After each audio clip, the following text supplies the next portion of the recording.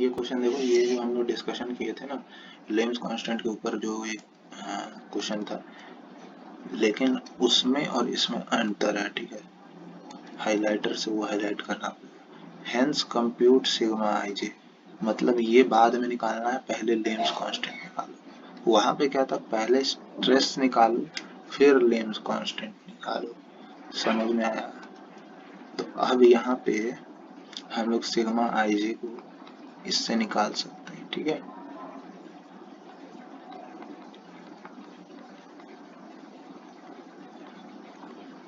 ठीक है, क्योंकि lambda is to be determined first and there lambda was to be determined after, ठीक है।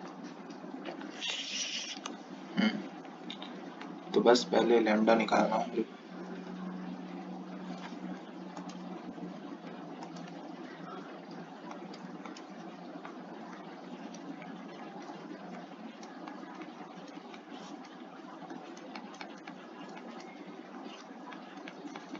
ये फॉर्मूला होता है, मेरे को लैम्डा निकालने के लिए ई और जी पता है, तो पहले न्यू निकाल लेते हैं।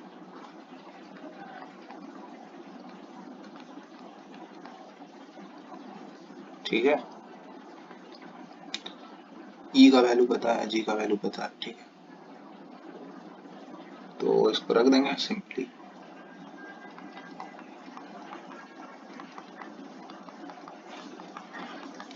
इसको सॉल्व करने पे न्यू कितना आ रहा है, 0.25, ठीक है।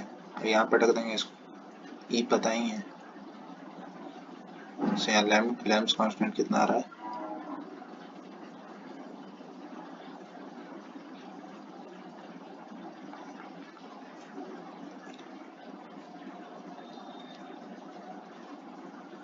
0.8 इंटू 10⁶।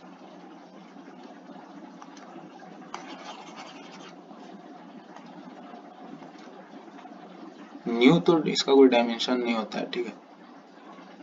तो Lame's constant lambda is equals to, जो डायमेंशन ई का होगा वही डायमेंशन लैम्डा का होगा, यूनिट वाइज। अगर इसका यूनिट केजी पर सेंटीमीटर स्क्वायर में है तो इसका भी वही है, ठीक है। तो 0.8 इंटू 10⁶ केजी पर सेंटीमीटर स्क्वायर, ठीक है। तो एक बार लैम्डा आ गया, जी पता ही है अपने को, जी कितना है,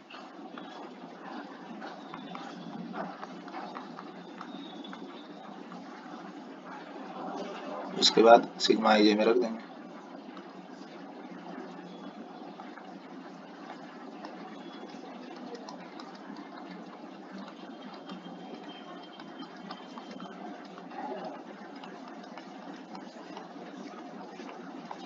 सब तो पता है, जी भी पता है, 8 इंटू 10⁵।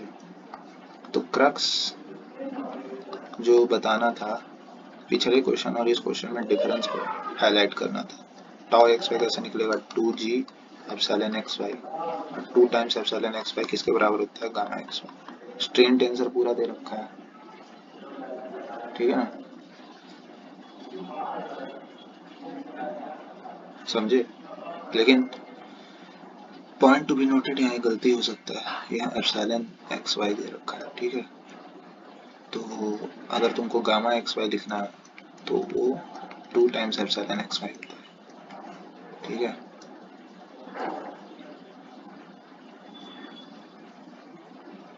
ठीक है, इसलिए sigma ji 2g epsilon I जे लिखो, ठीक है। 2 एप्सिलॉन आई जे को गामा में मत कन्वर्ट कर देना, ठीक है, बेटर रहेगा कंफ्यूजन को अवॉइड करने के लिए। सिंपली जैसे अगर सिग्मा एक्स वाई निकाल रहे हैं तो 2g एप्सिलॉन एक्स वाई, ठीक है। या कुछ लोग ऐसे बोलेंगे कि टाउ एक्स वाई निकालना है स्ट्रेन टेंसर में, तो g times gamma X Y, ठीक है। तो गामा एक्स वाई लाने के लिए आपको यहाँ से एप्सिलॉन एक्स वाई जो होगा, हालांकि वो जीरो है, जो वो जीरो है, चलो वाई जेड का एक्स जेड का ही बात कर लेते हैं, वो इतना है, एप्सिलॉन एक्स वाई इतना है, तो गामा एक्स वाई कितना हो जाएगा, 2 टाइम्स हो जाएगा उसका, ठीक है। तो ये अंतर है, गामा ये फॉर्मूला यूज करना सही नहीं है, इसी से जाओ, ठीक है। 2g एप्सिलॉन एक्स वाई, अब यहाँ से जो एप्सिलॉन एक्स वाई रखा होगा वो यहाँ पुट करो, कोई गड़बड़ नहीं होगा उससे, ठीक है, समझे। अदरवाइज अगर आप ये यूज कर दिए 2g गामा एक्स वाई, तो आपको गामा निकालने के लिए ये जो मान लो सपोज करो तुम एप्सिलॉन एक्स जेड तुमको निकालना है, ठीक है। सबसे पहली बात फिर से बता रहा हूँ, सिग्मा आई जे पुराने क्वेश्चन इस क्वेश्चन में अंतर क्या था? पुराने क्वेश्चन में हमको स्ट्रेस टेंसर पहले निकालना था, बाद में निकालना, हाँ पहले निकालना था, लेम्स कांस्टेंट बाद में निकालना था, ठीक है। इसलिए लैम्डा हम लोग बाद में फाइंड करेंगे, पहले स्ट्रेस टेंसर फाइंड करेंगे।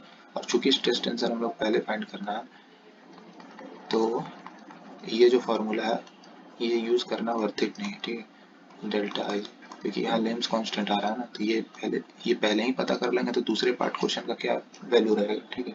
तो इसलिए वो तरीका नहीं सही रहे होगा मेरे अकॉर्डिंग। तीन इक्वेशन तीन बनाओ, सिग्मा एक्स बाई माइनस का nu time sigma Y by plus sigma Z by, ठीक है। वाई के लिए भी बनाओ, जेड के लिए भी बनाओ, ठीक है।